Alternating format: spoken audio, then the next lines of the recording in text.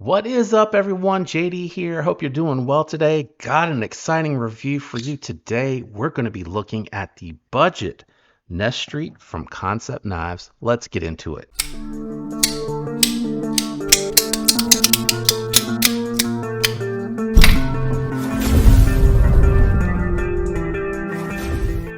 So this one here is a very cool model that we're about to talk about, but what we're going to do is we're going to do some size comparisons, profile comparison, and then we'll jump into my thoughts and impressions.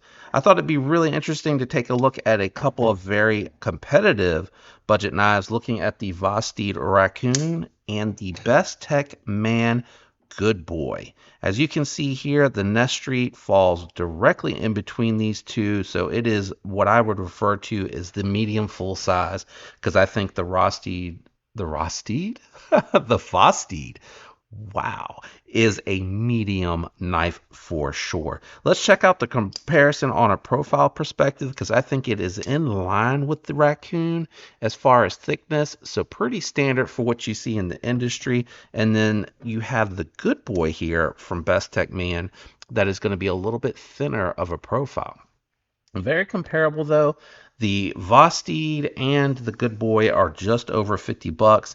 This one here coming in just under 80. Let's check the weight on it while we continue to talk about the knife. So coming in a little bit heavier than the other two, coming in at 4.5 ounces. The Raccoon here coming in at 3.4, so about an ounce difference, give or take, depending on your model. But what I like about the Nesstreet here, the big selling point is going to be that you're getting it with 154 cm blade steel. That is going to outperform the D2 that you saw there on the Good Boy.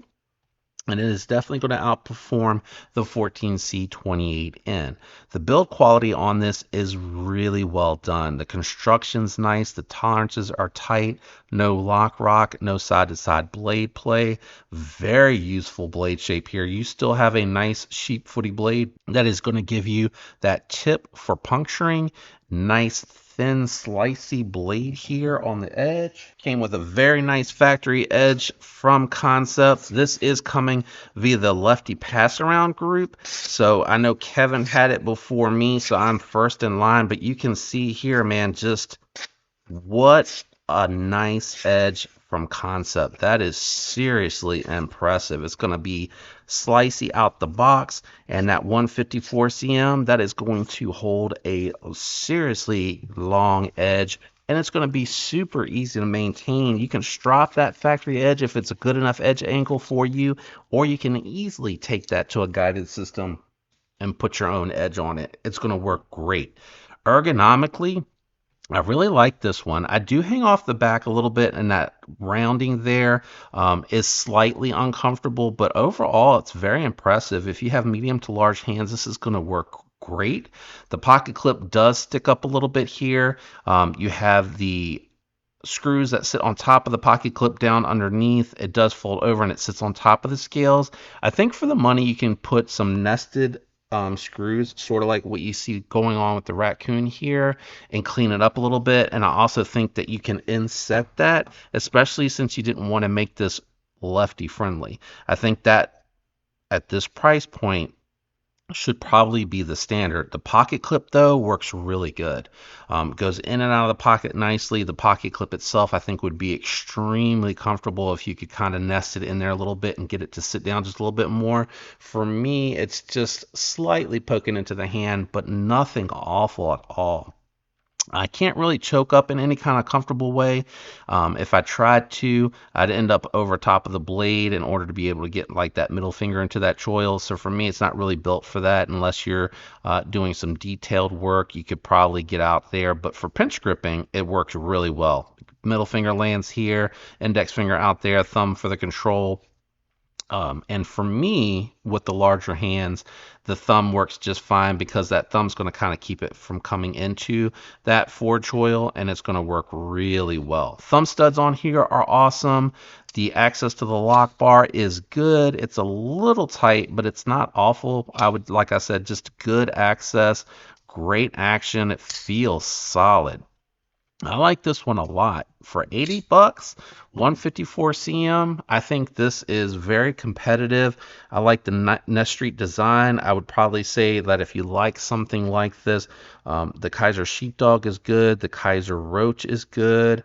I would definitely say that you could look at a couple of Civivi knives. I really like the Civivi Vision FG as a competitor to this at $80, but you're getting Nitro V instead of 154 cm. You're getting 154 cm here and G10, and I don't know if they offer it in micarta, but you're getting G10 and micarta as options on the FG, but you get that super lock, and that super lock to me is the advantage for that FG.